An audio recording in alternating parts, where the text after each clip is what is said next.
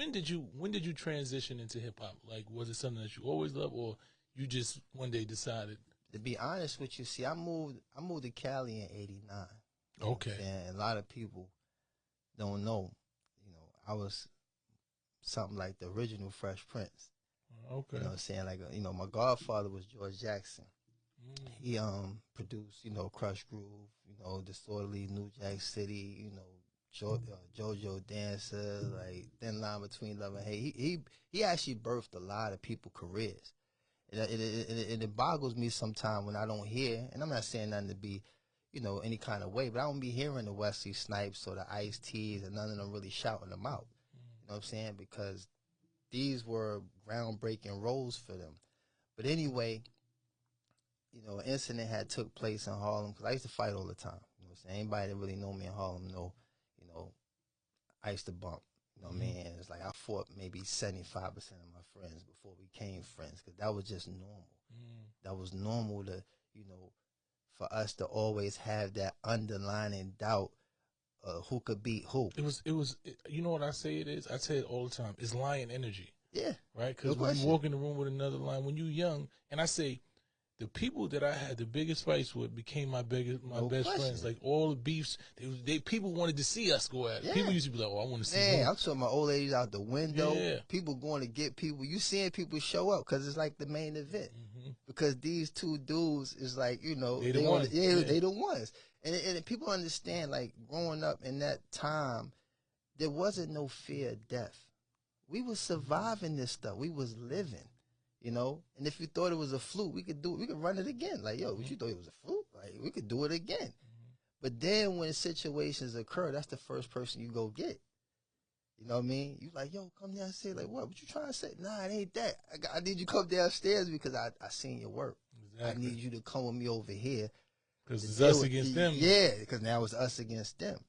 I got a few cats on the block that I be around every day. I ain't seen nothing. I ain't seen nothing pop with them. But me and you, like, I so like you said, these were different times. It was a different understanding, and it's something I would never trade in for nothing in the world, because that level of integrity and zeal that we had for life, not for death. You know what I'm saying? We had this zeal for life because all these things correspond with life.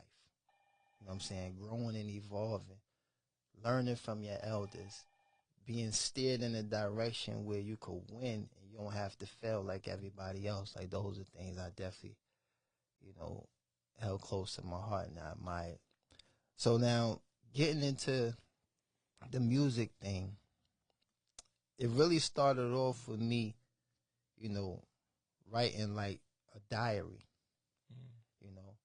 Like, I was so wild in school, I couldn't even go back to public school unless I had a therapist. So I saw a therapist twice a day for 4 years. This was one of the conditions for me to go to public school. You know what I'm saying? Because it's like I had serious behavior issues. I didn't know how to talk. I didn't know how to articulate. Then my voice back when I was young, it sounded probably more softer than, it sound now, or how it sound on records. I was, I hadn't really...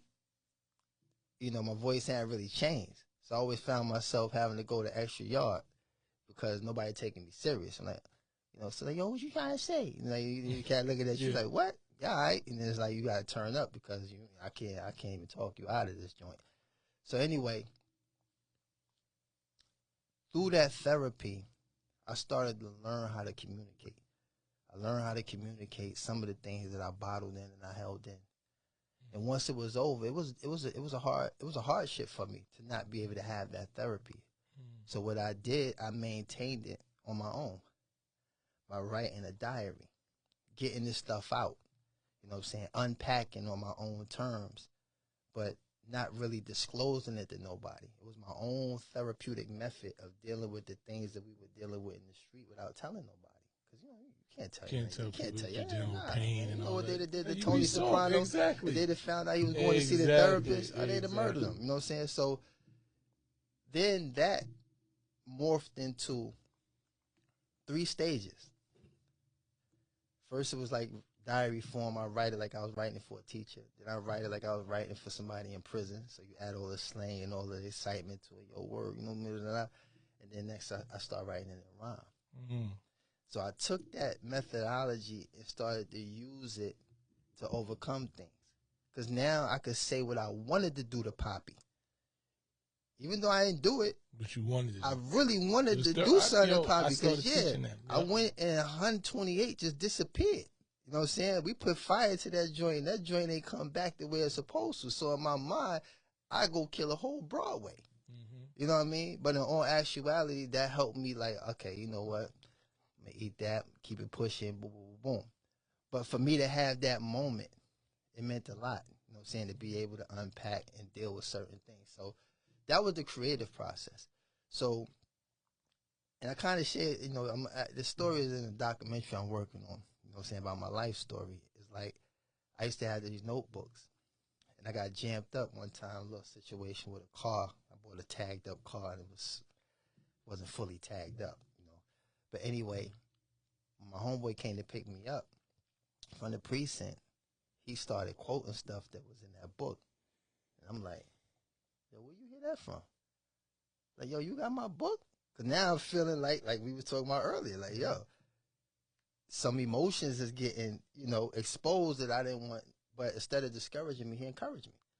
He was like, yo, you should be, like, you should stick to this. Like, this is serious. Like, what you doing? I didn't see it that way. Mm-hmm. It was just therapy for me. Mm-hmm. I wasn't a rapper. I wasn't in ciphers like that. I didn't have a manager that just like, yo, kick the joint about your mother. Like, I wasn't the wind-up dude. You know what I'm saying? It was just like, yo, I evolved into that from one stage to another stage. And then when I got into the music, people don't know I actually was a ghostwriter first. You know what I'm saying? Because of all of the escapades, going out of town, got several different aliases. I'm black in this city. I'm blue in this city. You know what I mean?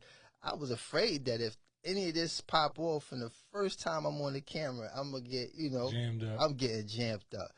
So I was cool with the ghostwriting stuff. You know what I'm saying? Like, the first person I ever wrote for and got a check was Shaquille O'Neal. People don't really know. Like, wow, I never knew that. Like 95. Okay, Shaq. Yeah, you know what I'm saying? That's my guy too. Yeah, and I take the check straight to the dealer. Straight to the dealer. Like, yeah. What you could do with this, man? You know, I'd take this, add cash, whatever. Like, you know what I'm saying? It was like, it was another revenue stream for me. And I didn't have to, you know, indulge in the things that I was doing prior to that.